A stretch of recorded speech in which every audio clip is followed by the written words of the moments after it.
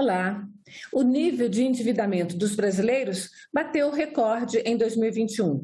No fim do primeiro semestre, pesquisa da Confederação Nacional do Comércio mostrou que quase 70% das famílias estavam endividadas. E uma realidade que vive escondida em letras minúsculas veio à luz. As cláusulas abusivas existentes em muitos contratos que assinamos no dia a dia, quase que obrigatoriamente e sem saber. É sobre esses contratos complicados que converso agora com o diretor da Associação de Consumidores Proteste, Henrique Lian. Henrique, muito obrigada pela sua presença aqui no Agenda Econômica. Obrigado, Antônio. É um prazer estar aqui com você. Henrique, a Proteste existe já há quase 20 anos lidando exatamente com essas questões de contratos no Brasil. É uma associação de consumidores. Eu queria que você nos falasse um pouquinho esse superendividamento das famílias acontecido em 2021. Ele acontece, é uma consequência direta da crise econômica ou ele tem também outras consequências, né? Só para lembrar, para contextualizar um pouco mais, com esse superendividamento demonstrado em julho, o Congresso, a Câmara dos Deputados, aprovou aí a lei do superendividamento, né? A Lei 14.181 de 2021. Eu queria que você nos falasse um pouquinho sobre esses contratos e essa lei. Perfeito. O superendividamento é um fenômeno recorrente, estrutural da economia brasileira. Ele não começou com a pandemia, mas certamente ele se agravou com a pandemia. E é um fenômeno, Antônio, que jamais vai ser erradicado, porque sempre haverá consumidores que acabam comprando mais ou tomando mais crédito do que eles podem arcar e pagar, até por compulsão de compras muitas vezes. Agora, quando a gente chega no momento de crise, em que muitas famílias perderam renda, seja do trabalho assalariado, do trabalho autônomo ou empreendedor, e as dívidas que já haviam sido contraídas permaneceram, e que as pessoas tiveram que ainda tomar mais crédito para sobreviver, né? Então houve uma explosão de superendividamento, como você bem colocou. E a boa notícia é que acelerou a tramitação de um projeto de lei que estava andando muito lentamente no Congresso Nacional e levou à sua aprovação. Esse projeto, ele começa com um estudo no Senado, de autoria do senador José Sarney, em 2012. Ele reuniu um grupo de juristas e de economistas para estudar possíveis providências para ajudar as pessoas superendividadas e prevenir o superendividamento. Logo em seguida surgiu o projeto no Senado, ele foi aprovado no Senado, ele seguiu para a Câmara e ele estava andando lentamente, tramitando lentamente. Quando começa a pandemia, vários parlamentares tiveram ideias aparentemente novas, mas que já estavam incorporadas no TL, né? E se dessemos mais clareza ao consumidor? Já existe um projeto aprovado no Senado que está tramitando nessa casa. E se tivéssemos mecanismos de renegociação de dívidas da pessoa física, já existe um projeto que está nessa casa. Então foi super prático, porque 90% das medidas novas sugeridas pelos parlamentares para fazer face à pandemia já estavam contidas no PL, que felizmente foi aprovado. Então, é uma realidade recorrente, como você disse. Eu queria que você falasse, então, duas coisas que você citou. A questão da compulsão de compras, né? Quando é possível se fazer alguma coisa em termos de educação populacional para minimizar essa compra compulsiva, para a gente falar um pouquinho também dessa questão quase que psicológica que envolve o consumo no país, né? Olha, Antônio, a gente fez uma pesquisa agora no começo do ano, na cidade de São Paulo e Rio de Janeiro, para entender o impacto da pandemia no superendividamento da população. E em muitas respostas dos consumidores, nós ouvimos que a causa do superendividamento, por exemplo, era o cartão de crédito. Ou seja, esse é um caso claro de educação financeira, quando o consumidor confunde um instrumento de crédito com a causa da sua dívida. Cartão de crédito é um instrumento muito bom, poderoso, abre portas, dá prazos, mas tem que ser usado com cautela, com cuidado, com consciência pelo consumidor. Então, educá-lo de quanto ele pode comprometer da sua renda, que ele não deve acumular cartões e limites de créditos de várias instituições, se ele não pode arcar com isso, contribui muito para reduzir. Porém, sempre haverá uma parcela de consumidores que ainda assim vai além por questões, como você mesmo mencionou, psicológicas, né? E a pandemia, que confinou os consumidores em casa, contribuiu um pouco para quem já tinha uma tendência de comprar desmedidamente, comprar mais ainda pela facilidade do e-commerce. Agora, vamos falar um pouquinho dessa questão das cláusulas contratuais abusivas. Tem contratos, tem serviços que a gente é muito difícil de deixar de fazer. O contrato com a empresa de internet, o contrato da eletricidade, o contrato para quem paga escola particular, o contrato da escola dos meninos, a saúde, o plano de saúde para quem paga. Tem alguns serviços que são utilizados por uma parcela muito grande da população e que você não consegue fazer um contrato, você não consegue às vezes nem ler o contrato. Assina porque Exatamente. Tem que assinar e acabou. Como é que fica essa situação? Pois é, você mencionou contratos muito importantes e muito visíveis, mas toda relação de consumo é regida por um contrato, ainda que o consumidor não tenha acesso a ele. São contratos de uma espécie chamada de adesão, na qual uma das partes, que é o consumidor, não negocia as cláusulas, ou ele adere a esse contrato ou ele não adere, e eles estão presentes na vida comercial como um todo. Se eu paro o meu carro no estacionamento, existe um contrato de prestação de serviços regendo aquela relação. Se eu entro numa loja e faço uma compra, existe um contrato regendo essa relação. E são contratos com diversas cláusulas e muitas vezes com cláusulas abusivas.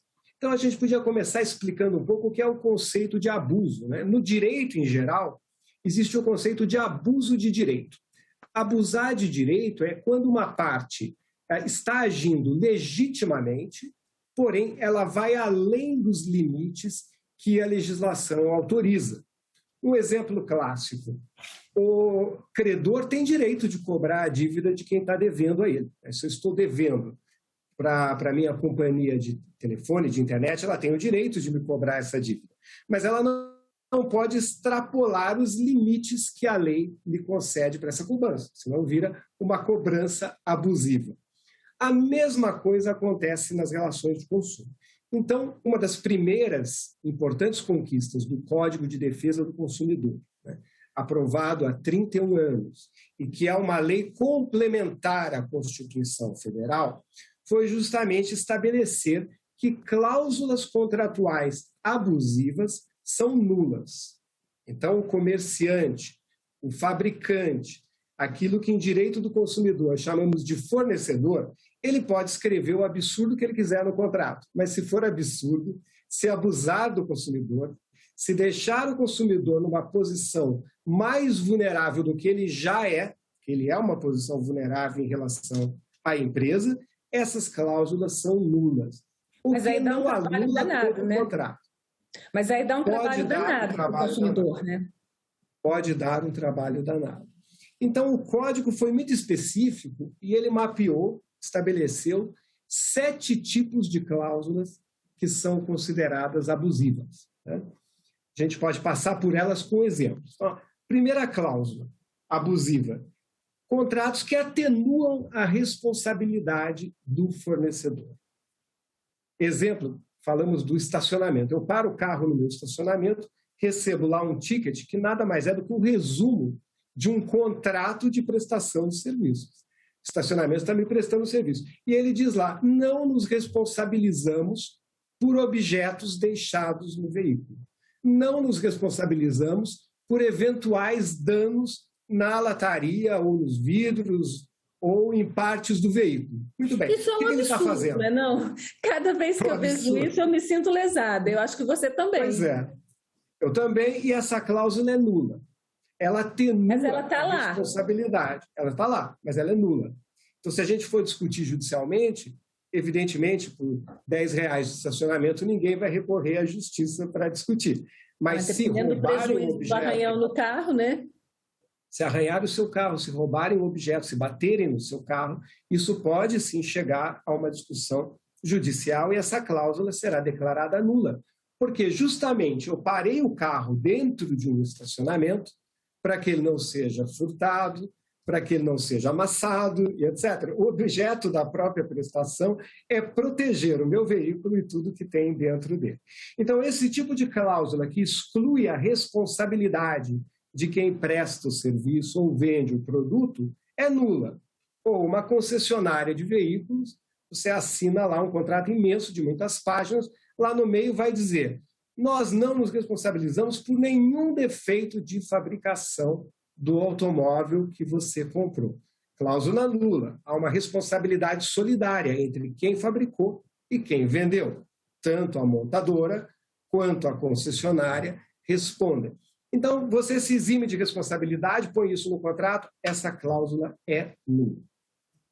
Uma outra espécie de cláusula nula é que retira do consumidor a opção, a possibilidade de reembolso quando este é previsto em lei. Então, quando eu compro um objeto numa loja física, eu vou comprar uma geladeira, entro na loja, olho o produto, escolho o produto, compro, ele é entregue na minha casa com defeito. Um defeito que eu identifiquei na hora em que foi entregue ou logo em seguida, um pouco depois. Às vezes esse defeito está oculto. A geladeira precisa funcionar alguns dias até que eu entenda que ela está com defeito. O Código de Defesa do Consumidor é claro. A loja é obrigada a trocar este produto e se ela não puder trocar, se ela não tiver em estoque, não tiver previsão dele, ela tem que me reembolsar. Muito bem. Se o comerciante colocou no contrato dele que não existe a opção de reembolso, ele está contrariando o Código de Defesa do Consumidor. Lembramos, ele está contrariando uma lei complementar à Constituição Federal. Portanto, essa cláusula é nula. Henrique, tem essas cláusulas, eu sei que tem mais algumas, mas eu queria que a gente aproveitasse e passasse para essa questão da lei do superendividamento, que veio exatamente para complementar esse Código de Defesa do Consumidor, de 1990, e que ela traz 3 pontos que a gente conversou e são muito importantes, que dizem respeito às instituições financeiras, à recuperação judicial da pessoa física, que essa foi a grande novidade, e também os sistemas de conciliação. Eu queria que você nos falasse primeiro quem são os campeões de reclamação na Proteste e nos outros órgãos de defesa do consumidor. Vocês são uma associação, né, de caráter privado, mas de coletivo, né? Eu queria que você nos falasse quem são esses campeões e por que essas 3 cláusulas da lei do superendividamento são tão importantes.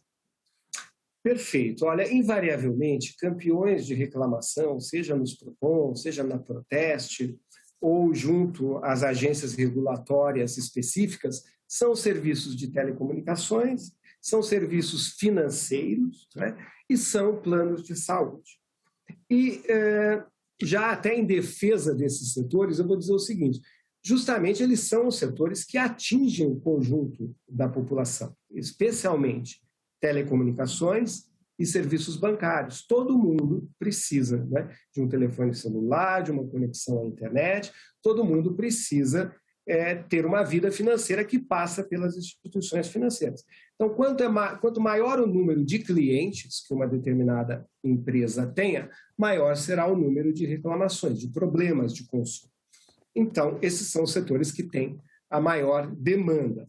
A lei do superendividamento, ela começa, até antes dessas grandes conquistas dela, com uma coisa muito importante, que foi definir legalmente o que é superendividamento, que era um conceito muito abrangente, né?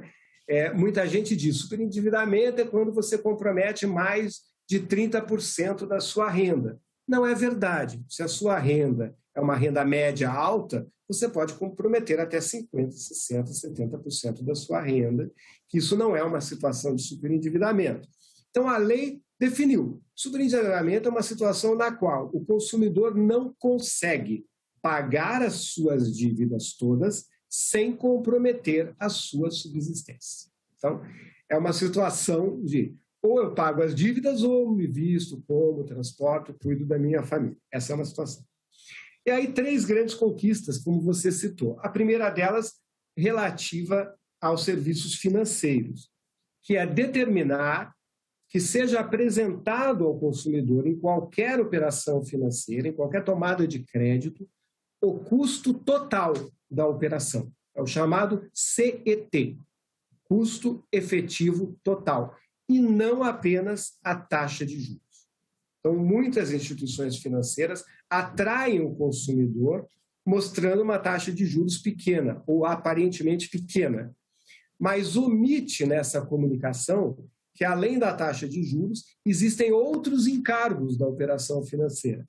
Eu diria que todos os bancos, né? Porque você ouve aquela propaganda, teve, né? Quando os juros estavam mais baixos, agora sabe-se lá para onde vai. Mas estava 2%, 8%, 6%. Aí você ia, somava tudo, dava 9%.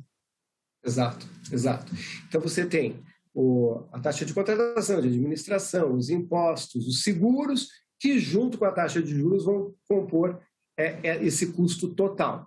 Muito bem, a Proteste, lutando por isso desde a sua fundação no Brasil há 20 anos, conseguiu que o Banco Central emitisse uma resolução em 2007, obrigando as instituições financeiras a essa transparência. E isso vem sendo muito mal cumprido, muito pouco cumprido. Cumprido nas letras miúdas dos contratos de adesão, mas não dando a isso a publicidade que precisa ter. E a lei do superendividamento transformou isso agora em artigo do Código de Defesa do Consumidor. Então agora tem todos que estar os lá. juízes do país têm que estar lá. Todos os juízes do país sabem que existe. Então, quando o banco diz assim, venha que eu vou lhe oferecer um empréstimo a 5%, ele tem que ser custo efetivo total. Exatamente. Ele pode divulgar a taxa de juros, mas na hora da contratação ele tem que fazer o cálculo e te mostrar o custo efetivo total desse financiamento é este, por causa disso, disso, disso. Justiça seja feita, todos os grandes bancos do país já fazem isso. Quando você vai no caixa eletrônico contratar um empréstimo pessoal, né, que é dos mais caros possíveis, porque você não oferece garantias em troca, é um crédito pré-aprovado, na hora de você dar o ok na tela final, ele mostra todos os encargos. Né? Mas, infelizmente, não é o que acontece com a maioria das instituições financeiras, que são centenas. Então, a lei do superendividamento incorporou essa diretriz fundamental ao próprio Código de Defesa do Consumidor. Bom, segundo aspecto extremamente importante, criou a negociação de dívidas, um sistema de negociação de dívidas para o consumidor superendividado, que a gente pode comparar com o que acontece com a chamada recuperação judicial das empresas. É uma espécie de recuperação judicial da pessoa física, do consumidor. Então, quando o consumidor chega nesse estado que o Código reconhece que é uma situação de superendividamento, ou ele paga as dívidas, ou ele sobrevive, e às vezes nem parando de se transportar, de vestir, de comer, ele consegue pagar as dívidas, é uma situação de insolvência, o que no direito empresarial chamamos de insolvência. Ele não pode mais sobreviver dessa maneira. Então, neste momento, a lei determina que se chamem todos os credores, se apure qual é o total dessa dívida, se renegocie, caso os credores estejam dispostos a renegociar, quanto se pode diminuir da dívida, e aí se estabeleça um prazo e um valor mensal para que o consumidor vá quitando essas dívidas, até sair da situação de insolvência. Então, pelo menos para o endividamento, porque enquanto isso não era possível, os juros e multas continuavam correndo, aquilo virava uma bola de neve, especialmente aquelas bolas de neve de alto custo, como o rotativo do cartão de crédito, e a pessoa chegava num estado que era impossível quitar as suas dívidas. Muito bem. Então, o superendividado hoje pode pôr um ponto de exclamação. Ainda não é um ponto final, pode pôr um ponto de exclamação. Espera aí, eu reconheço, não estou conseguindo pagar, vamos renegociar, estabelecer um prazo factível, né? E a partir desta quitação, eu volto à minha vida normal como um cidadão não superendividado. E a terceira conquista, Antônia, é que essa conciliação nem precisa ser em juízo, né? O próprio sistema de PROCONs do país pode chamar os credores e fazer essa negociação, que depois será só homologada por um juiz. Então, ela pode ser feita também de forma mais rápida e mais barata né? Inclusive emocionalmente, né? Mais simples, mais rápida para o consumidor. E a total proteção dos credores também. No projeto original, que tramitou no Congresso, se um credor não comparecesse a essa audiência, ou se for no PROCON, reunião de conciliação, ele perdia a vez, ele não recebia o que lhe era devido. Agora, mesmo, de acordo com o texto aprovado, mesmo que um credor não compareça, a dívida dele será quitada também. Só que, em último lugar, ela vai para o final da fila de quitação. Entendi. Então, todos esses foram grandes benefícios. Que bom. Quais são os principais cuidados que você acredita que uma pessoa deve ter no contrato por adesão? Porque me parece que o mais complexo e o mais complicado é o famoso contrato por adesão, porque são serviços que, mesmo que você seja muito equilibrado, às vezes não tem como não ter. São dois cuidados difíceis de recomendar para uma população tão grande e heterogênea como a nossa. O primeiro cuidado é ler de ponta a ponta esses contratos, né? Como eu disse, qualquer relação de consumo é regida por um contrato, mesmo que você não tenha acesso a ele. Parou no estacionamento, está correndo um contrato. Porém, aquelas situações que podem levar a grandes danos para o consumidor exigem contratos escritos. Hoje a gente pode assinar eletronicamente, mas são sempre contratos escritos. Contratei um serviço de TV a cabo, vem um contrato, ou físico ou digital, para que eu dê o de acordo, né? Contratei um plano de saúde, a mesma coisa. Comprei um carro, peguei um empréstimo do banco, tudo isso é objeto de um contrato. Então, a primeira providência seria ler e identificar se há grandes armadilhas ali. E a segunda seria conhecer quais são as cláusulas abusivas, né? Para ou apontá-las, ou pelo menos ter em mente de que elas são nulas, que ainda que você assine, se isto for levado a uma discussão judicial, elas serão anuladas, porque vão contra o direito do consumidor. Então, me diga, essa é uma pergunta que eu queria te fazer. Eu lendo um contrato, eu preciso assinar. É um contrato que não tem jeito, eu tenho que assinar. E eu vejo que tem uma cláusula abusiva. Eu posso denunciar previamente essa cláusula e mesmo assim assinar o contrato? Ou eu não posso? O melhor é eu não assinar o contrato? Ou não tem como denunciar? Eu assino e depois vou, se der problema, eu vou para a disputa. São várias situações. O ideal é você identificar e dizer para a empresa: eu não concordo com essa cláusula porque ela é uma cláusula abusiva. Pouca gente faz isso. Se neste caso a empresa disser ou você assina ou então nós não temos acordo, não vou te prestar esse serviço, não vou te vender esse bem, né, você tem a opção de buscar uma outra empresa ou assinar a si mesmo, mas sabendo que aquela cláusula pode ser denunciada judicialmente e que você será protegido pelas regras de direito do consumidor. Então, o direito, o fundamental para poder exercer o direito é saber que o direito existe, né?